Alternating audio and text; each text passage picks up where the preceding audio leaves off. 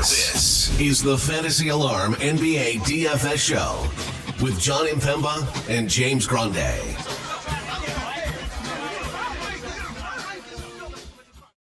What is going on, FA Nation? John Impemba here with James Grande. Welcome into the Fantasy Alarm NBA DFS Playbook Preview Show. We are here for the Monday 6-game main slate starting at 7 o'clock Eastern Time, running all the way to 10:30 p.m. with Boston versus Portland here. 6 games, main slate. A little bit of a quicker show here, but some pretty fun matchups to break down here, James. Injury news, some back-to-backs as well. Boston is their whole team's on the injury report in this game. They've already rolled out Kristaps Porzingis. We know Steph Curry's obviously going to be out for an extended period of time, just a few games. Wemby is back for San Antonio. That matchup went very poorly for Golden State the other day. So without Wemby, so that's obviously Golden State sputtering a little bit.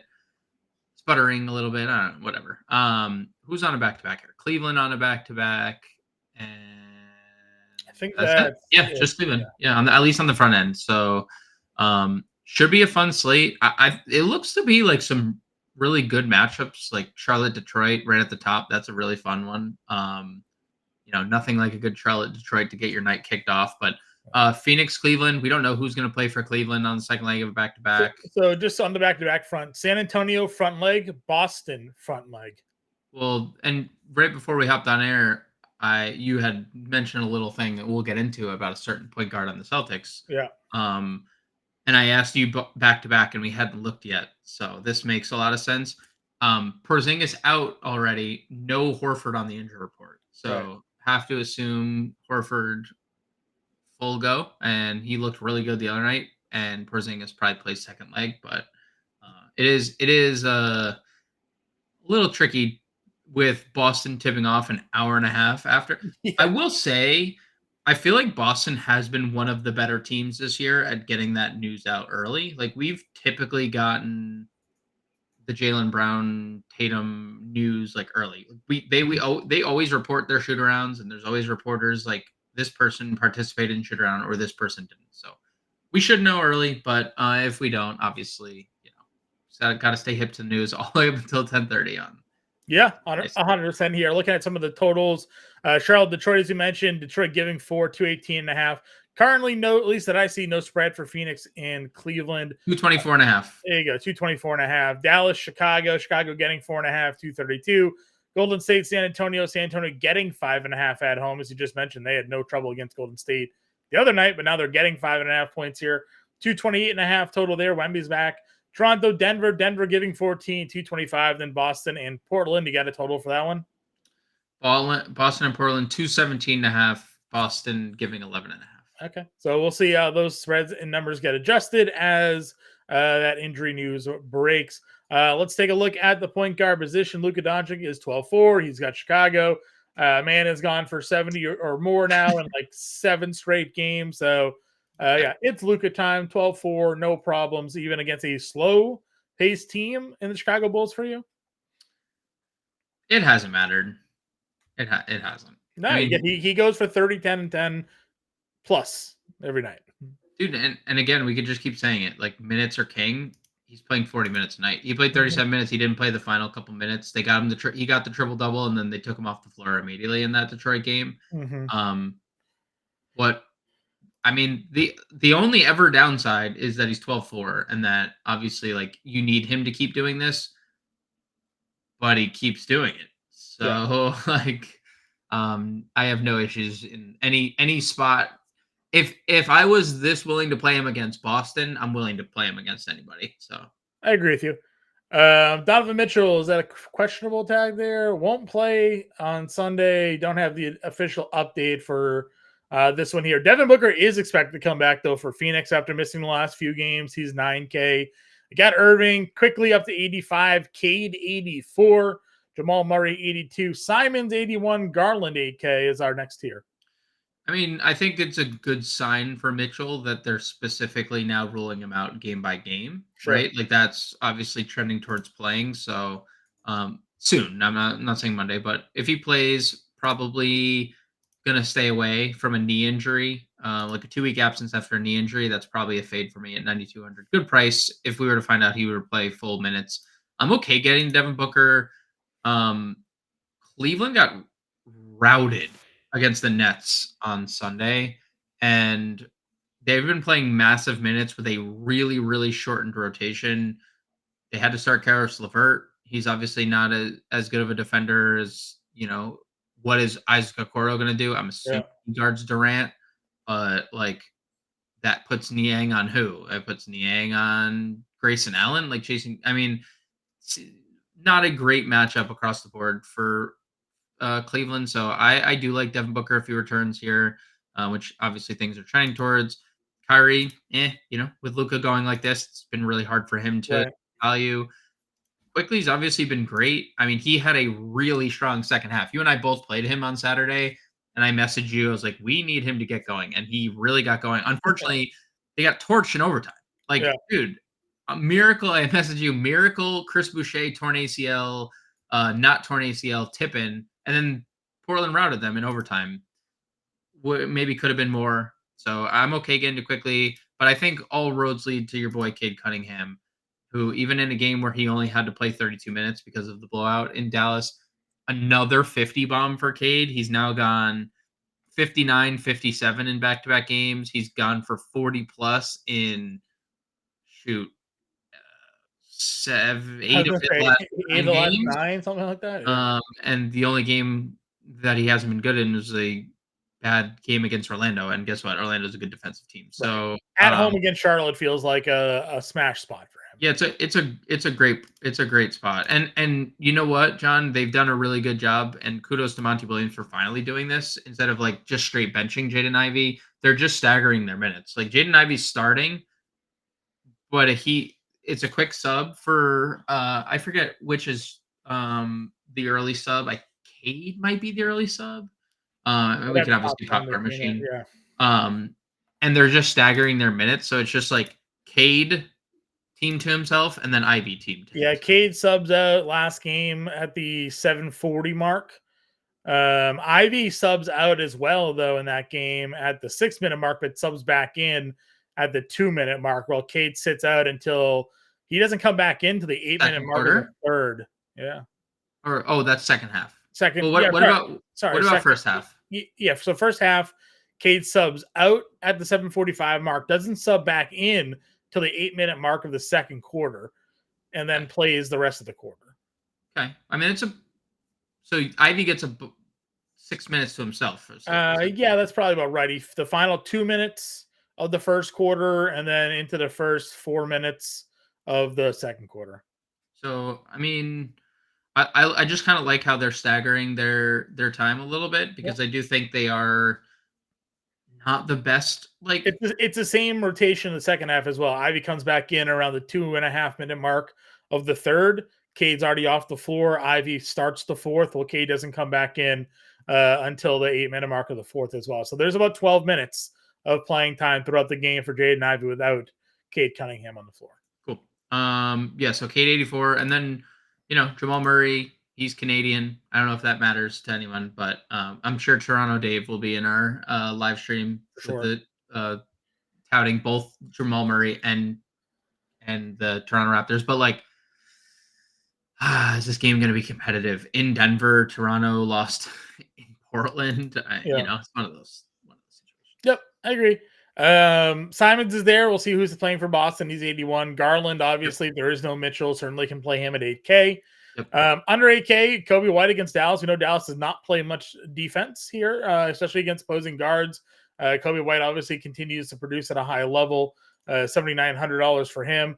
Vassell, Bradley Beal, Chris Paul. I mean, Chris Paul is pretty damn good the other night at 6,400. Going to be in the same exact spot. $6,900 now, though. I don't mind getting to them if this game ends up being more competitive. He can even have a higher ceiling than that.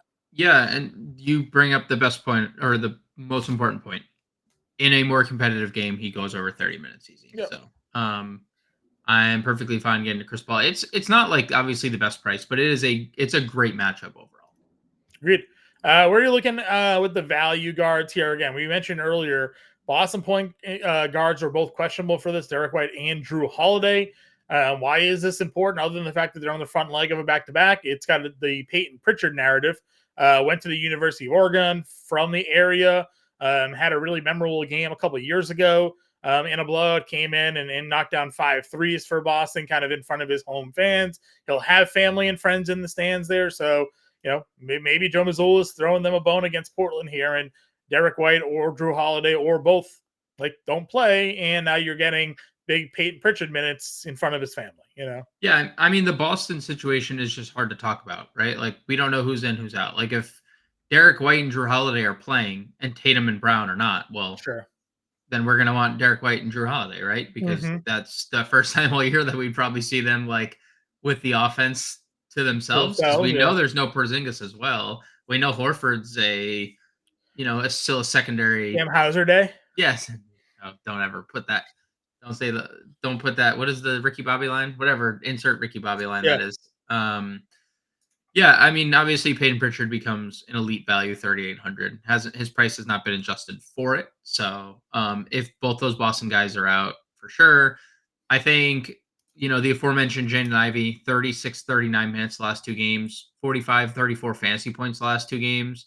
If you need to save money off Cade, dude, Jaden Ivey should probably just be a 6K plus player at this point. Like, especially if we're going to get this type of minute and volume. 38 shots in the last 2 games for Jaden Ivey. So I would love getting him off a pivot. Like, if you're playing Luka, you're probably really stretching your lineup thin if you're playing Cade as well. So if you're playing Luka, pair him with Jaden Ivey. Micic, Trey Man's listed doubtful. Micic, of course, he didn't have the game against Washington, John, but he did against Brooklyn, because that's just how the breaks, right? Exactly. Double for Micic Still in that didn't kill game. you, at least. No, he did not. But you would have thought the bigger game. Yeah, you just run right back to him here, right? Yep. No problem. No Trey Man, doubtful. And dude, I guess the question of the night is, I know Scoot Henderson returned. He played 26 minutes. But even in the game Scoot returns and plays 26 minutes, if guys are out again, is there any way 5,100 Delano Banton's not at least a consideration? He's wearing his Celtics jersey in his picture. I mean, we talk about it a lot. End of season NBA, there was always these random guys that just all of a sudden start getting big minutes, and they just start taking shots, and you're like, this is the dude we have to pay for every night because he's going for 50 fantasy points. It's early for that part of the year. We're still maybe 2 weeks out, I think, from these type of games. But Delano Banton is the picture of what we joke about having to play all the time here. Yeah, man, if he's going to be playing 40 minutes and taking 20 shots, then yes, Delano Banton is a nightly plug at $5,100 until they stop playing him 35 minutes. Which I don't know if they are going to stop playing in 35 minutes, because when they had a healthy Malcolm Brogdon and a healthy Scoot Henderson and a healthy Anthony Simons, those guys are still all playing 30 plus minutes, and Shaedon Sharpe and all them. So there's certainly plenty of room for Delano Banton to go out there as the swingman, third guard, small forward, wherever they're going to use him as, and play 35 minutes, especially if he's going to be shooting the way that he's shooting. So no, for sure, man. It's wild. It's wild to see Delano Banton going out there. What about Malachi Branham? Branham's starting to play some really good basketball lately as well. 4,700. Yeah, if Vassell is out, he'll start again. I would need Vassell out. He's not really good peripherally, but the scoring has been obviously pretty good. 20 actual and 3 straight and 18 plus. And I'm not saying he's not in play. I guess the thing is Wemby's back too, maybe. I don't know, 31, 26, 26, 29. Vassell was in for some of those games, right? Yeah, he was playing a couple of those games. He played over Trey Jones. Right. And he didn't the last game. Trey Jones was really good. 11 assists. Back-to-back games with double-digit assists for Trey Jones. I'm okay getting to Branham. I'm not it's not my favorite play if Vassell's in. Totally understandable there. Then again, Boston, we don't know, but Pritchard obviously could be somebody that's in play there. Did they play Nick Smith the other day? Only 16 minutes. Okay. I thought I remember seeing him on the board, but it wasn't a lot. They did play again. If Vassell is out, Blake Wesley has been really good. Okay. Just throwing that out there as a backup point guard. 20 minutes, 29 fantasy points last game. Just $3,400. Got to get something in return for that Derek White trade, right? Because Blake Wesley was the draft pick that went back to them. Shooting guards, a lot of these guys we've discussed. Jaylen Brown, we didn't because we don't know his status, but JB continues to be really good for Boston here. He's $7,800. Wouldn't have any trouble getting to him if he's in and other guys are ruled out, obviously. Brandon Miller, 72. Levert, $6,700 here, I guess, dependent on Donovan Mitchell for us. Then you have Golden State guys down here in the 6K range. Yeah, Miller has been okay. I mean, he had 4 fouls in the first half against Washington, and he just ran into a Miles Bridges day. And actually, Miles Bridges has been really good in each of the last 2 games. So, like, if you want to get to Brandon Miller, he's going to play big minutes as long as he can stay out of foul trouble. Has the ceiling scoring. Did we talk about Bradley Beal at point guard? We did. Well, we mentioned him. But obviously, if Booker's back, it probably has a little bit more of an impact there. Yeah, it's true. Probably can't get there. Levert started on Sunday, so if he starts again, obviously he'd be in play in this spot. Clay, just 25 minutes off the bench, but he did take 16 shots. I don't love $6,500. The matchup's obviously good, and there's no Steph Curry. So obviously, naturally, I get why the price is what it is. They didn't bump their prices that much the first game without Curry, but that is not the case here because Podziemski's 64, you mentioned Chris Paul 69, and Clay 65. That all feels a little too expensive, but it's a good matchup. So if you want to get to any of those Golden State guys, you can. Is there a path for more minutes for him? I think so. He started the second half over Trace Jackson Davis because they started Trace Jackson Davis. They started him the game, and then they started Clay's second half, and then lost out the last few minutes to blow out. Yeah, Clay checked out at the 7-minute mark of the fourth. So never returned? No, never came back. What was his shift prior to that? Because was it like a elongated shift? He played the first 8 minutes of the third quarter, got subbed out, started the fourth, played the first 6 minutes, and subbed out. Okay. So he could have been over 30 in this game, Eddie. If he plays the whole fourth. Yeah, probably, right? Kaminga played the whole fourth. Yeah. Yeah, I would say there's definitely a path to 30. It was more so like we've been seeing Clay off the bench like mid fives. Sure. And he's been good offensively the last 2 games. He's made 5 threes in back-to-back games. He's taken a bunch of shots, and obviously no Steph Curry, and good matchup as well. I'm just saying, like, we're getting to that territory again on Golden State. They're not playing well overall. I know Clay's playing fine. But like, does it warrant a price bump? I don't know. Yeah. Maybe I'm just like. The other thing with him is he's a DraftKings only play because he's not giving you anything else. He's giving you scoring in threes, so you need the half point boost or whatever it is bonus for 3 points there on DraftKings. So, Paul, Draymond, and Clay all subbed out at the same time basically and never returned in that game. So, wow, Chris Paul pathing for monster minutes. Then Chris Paul was pathing for like 35 or so. Yeah, probably. I mean, the way those rotations are going. So you would have assumed in a competitive game, he either doesn't come out or comes out for like a minute or 2 and comes back in at like the 4-minute mark and then finishes the game. So maybe another 4 or 5 minutes for both of those guys there if they weren't to just play the whole quarter. Right. Which could have been because again, they all got subbed out early third and then started the fourth. So there's a good chance that those guys were playing that whole quarter there. All right, other shooting guards. I mean, Io, Grayson Allen is here. You mentioned Jaden Ivey already.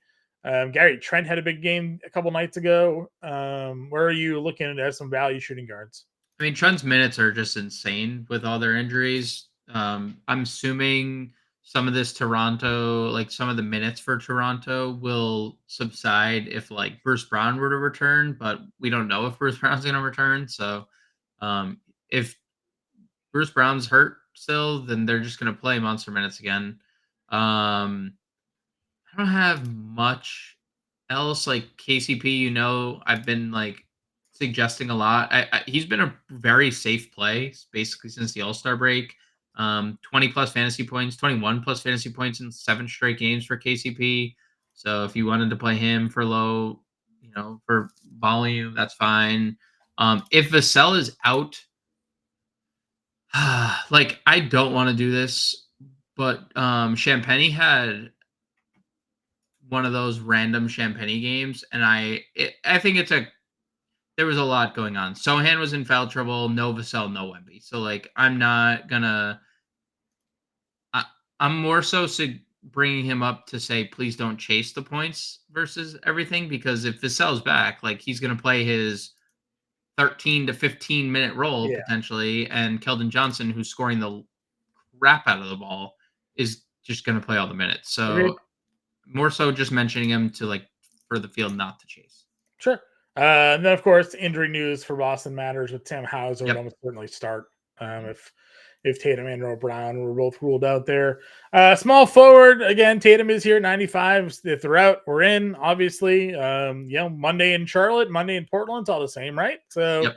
$9,500 for JT would be an elite price tag if Jaylen Brown and Porzingis, we already know, is out there. So Miles Bridges, I said it the other day, Dude. that the return of the double-digit rebounding could be on its way. I don't know if this necessarily profiles as a smaller lineup game for Charlotte with Jalen Duran and Isaiah Stewart and that crew there for Detroit, but Bridges being aggressive on the glass now for a better part of a month here. I do like the upside that he has at 87 for sure. DDR at 82. Like, what are you thinking at the top half of small forward here? Yeah, like all of them. Tatum, obviously, money in Portland for sure feels. I mean, Tatum just doesn't like sitting games. So if he can play, he'll play. And obviously, Porzingis is out. I'm gonna see what the second leg is. If the second leg is like a game that, yeah, in Utah. So I mean, what's the difference, right? Yeah, yeah. Like, There's no difference. no difference.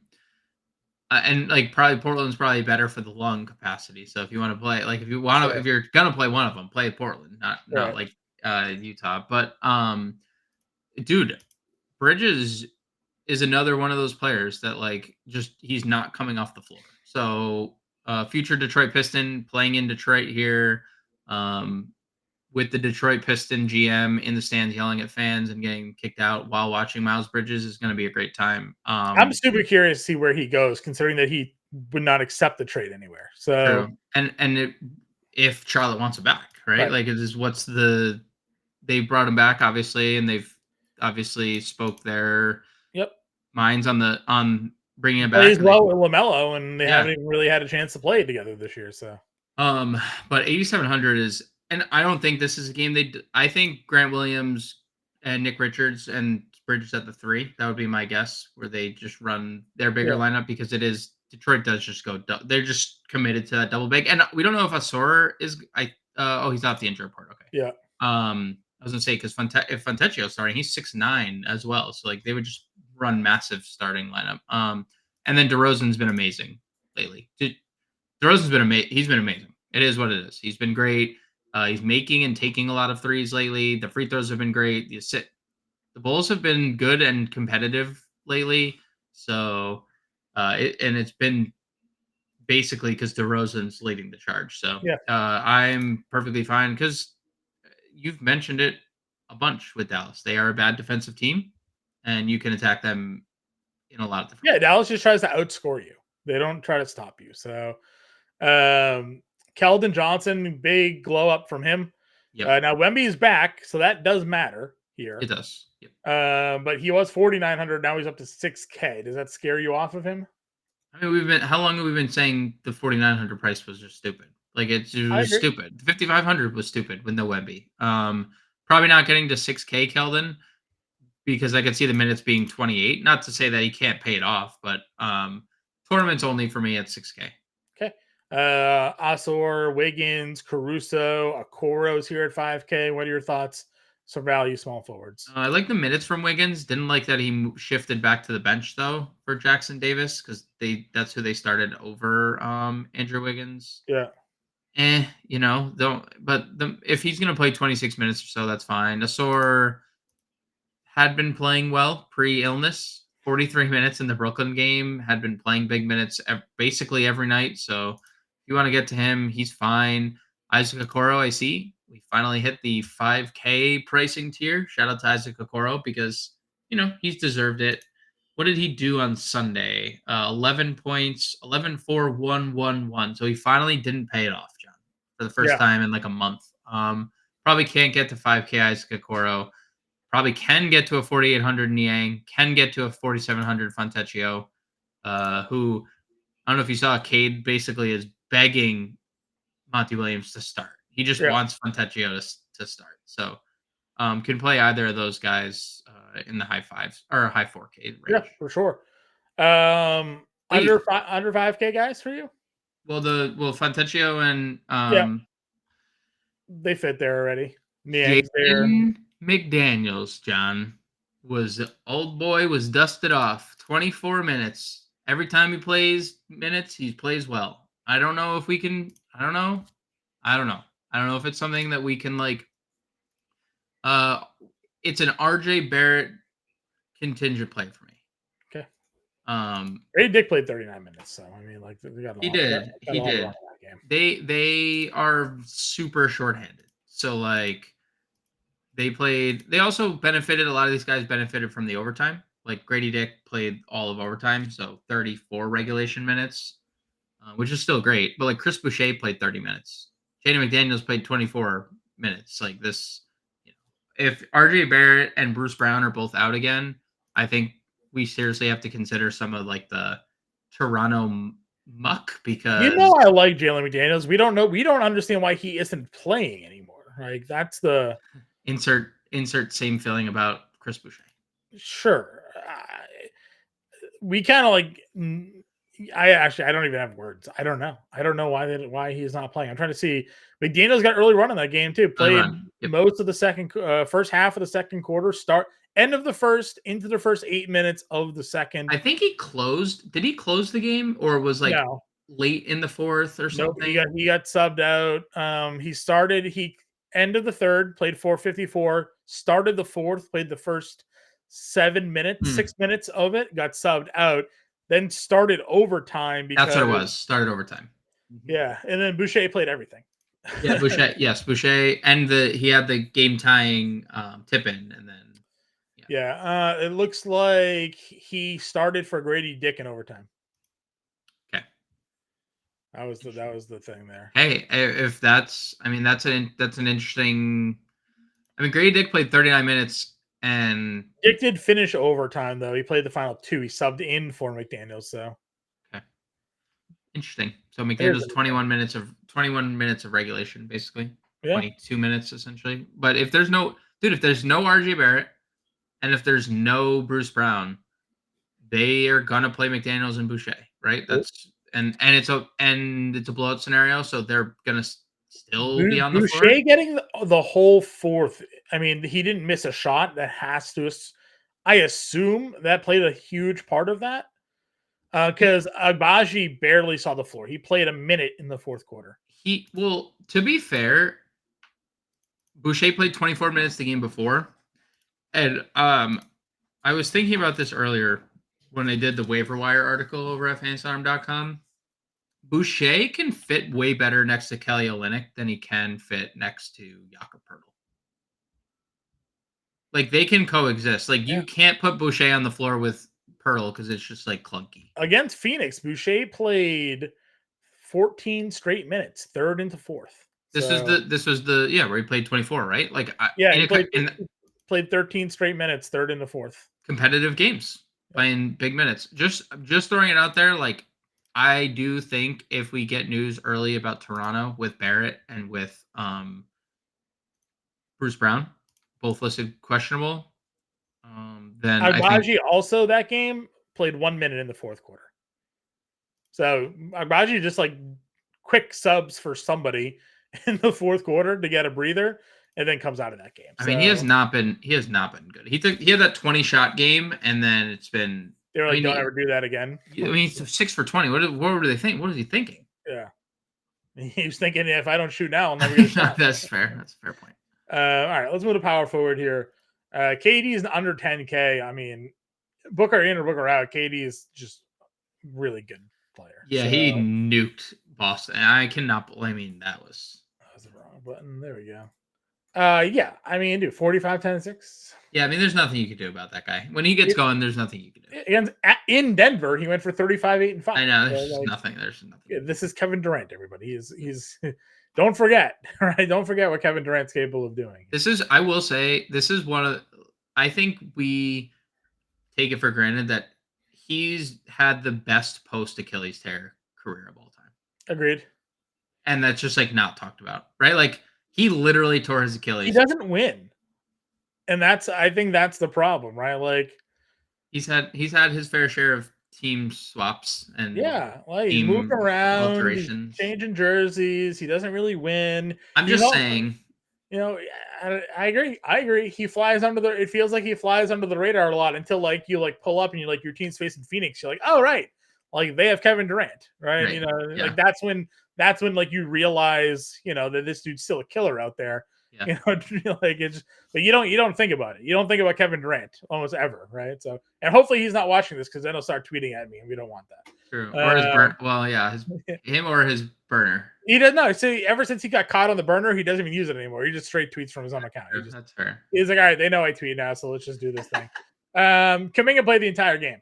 The entire fourth quarter of that game. So 30 minutes for him. I mean, does he get that kind of run in probably, right? He probably just played, right? Yeah. If nothing else, it makes you feel safe that he's going to play no matter the circumstance of those games, probably, right?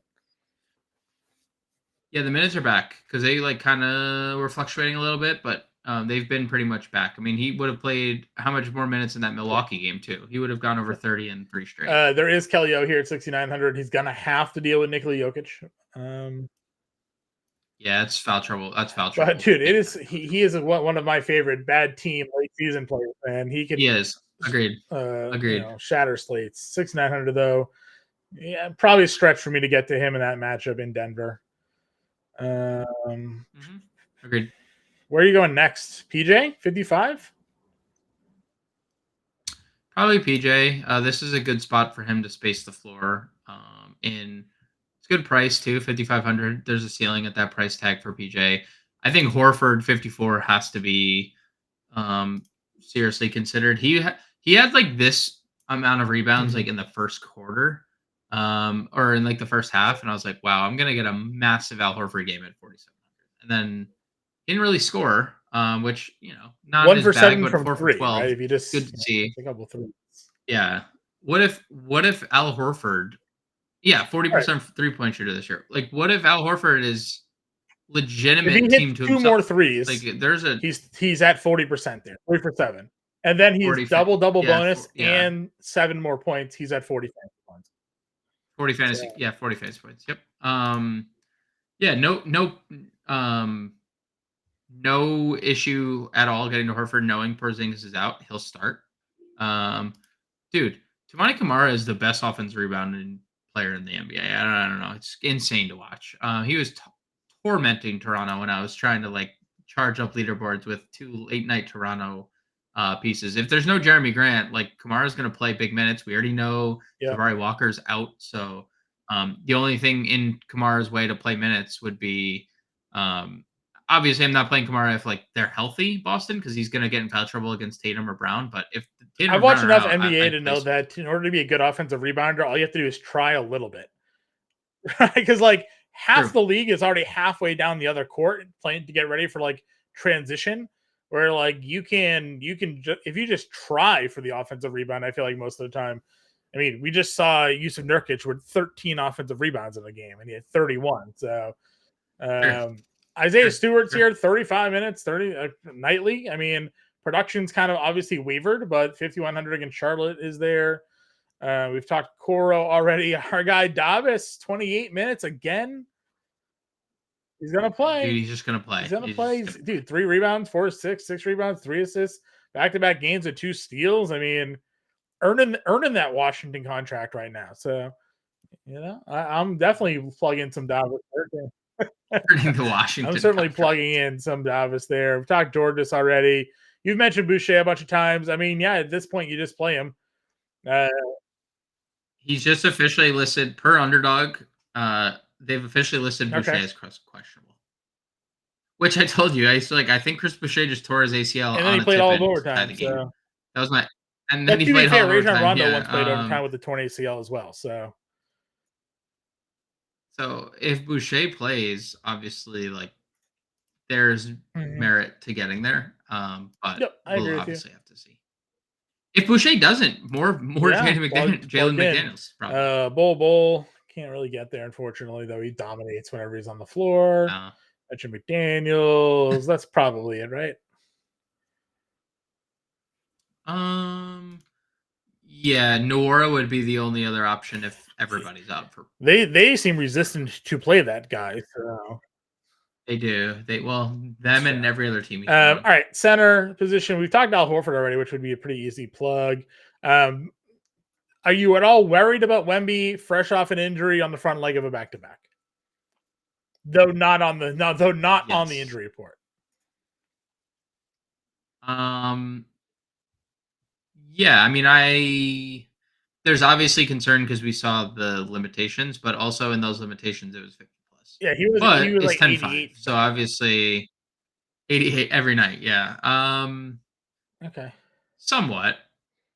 Pop is. We should hopefully know if there's any type of limitation. We probably won't. Because I would like to play Victor Wembanyama here. Yeah. The Joker at 11-6. My worry is that this game is not competitive long enough in Denver. Right? In Denver, Toronto. We saw what happened with out. SGA tonight, right? He had 28, Yep. 3 and 4, and the game was over, and he played 27 minutes, right? Like, if he goes out and he gives you 26, 8 and 6, you're like, great. I could have played anybody else at 11-6 there. So I'm with you on that as well. I do like Vucevic against Dallas. Again, I don't think Dallas plays much of anything against Golden State.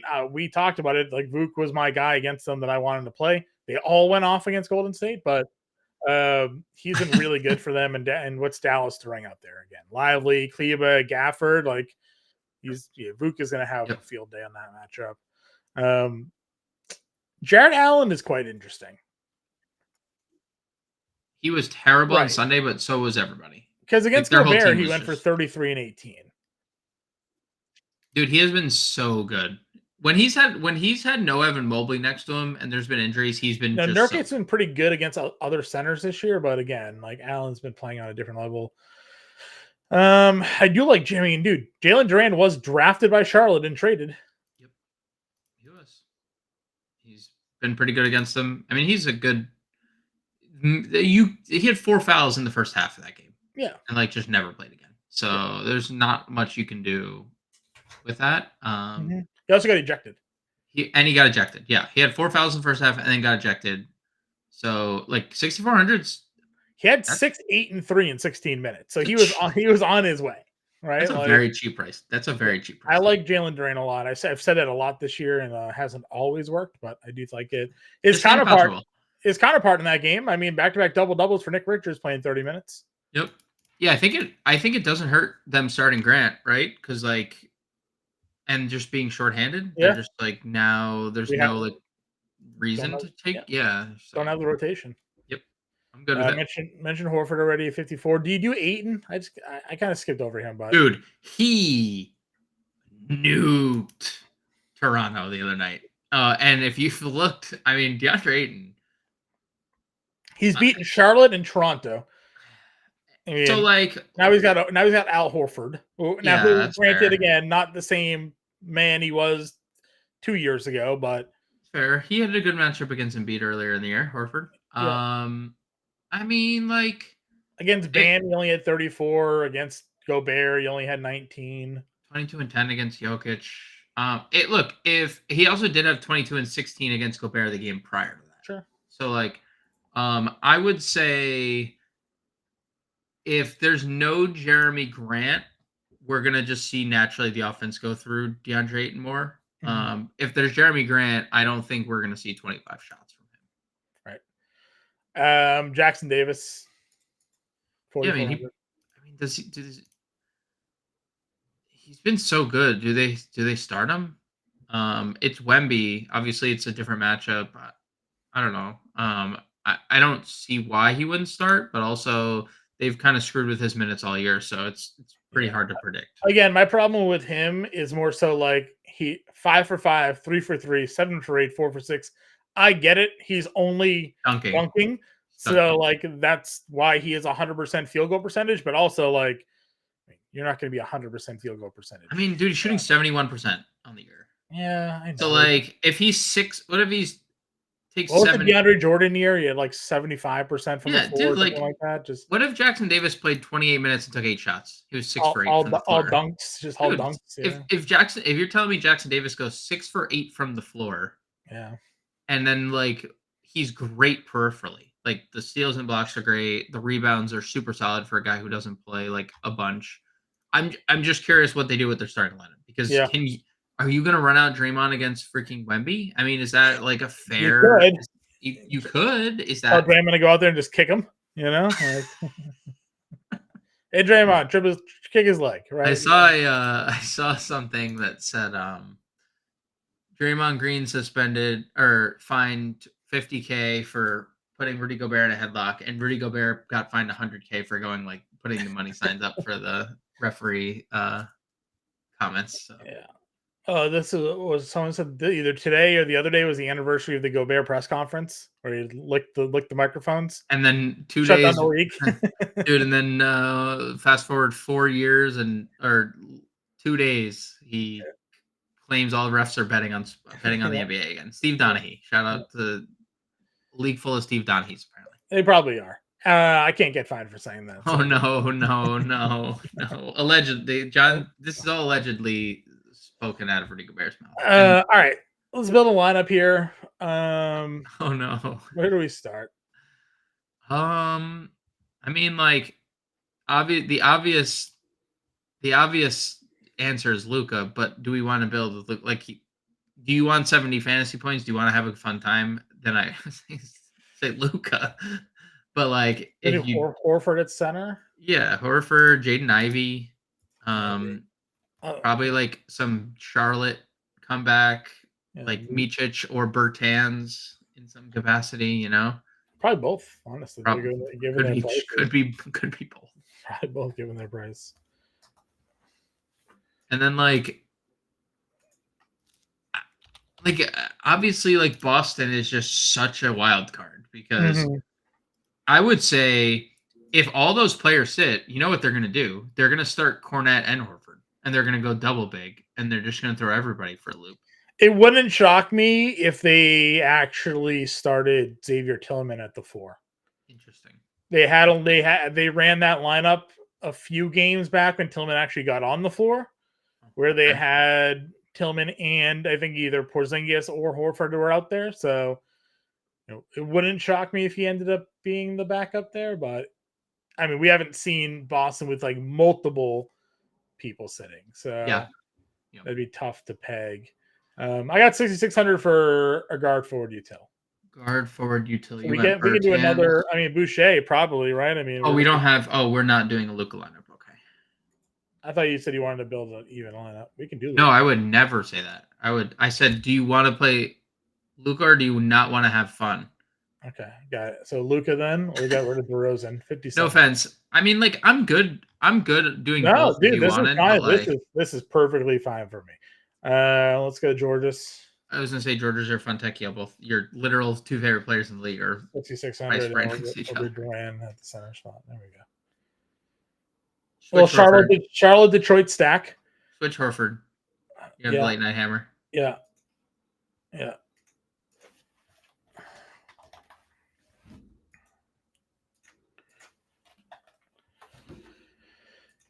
Micic, Ivy, and Yang, Bertans, Duran, Luka, Boucher, and Horford. $200 left over.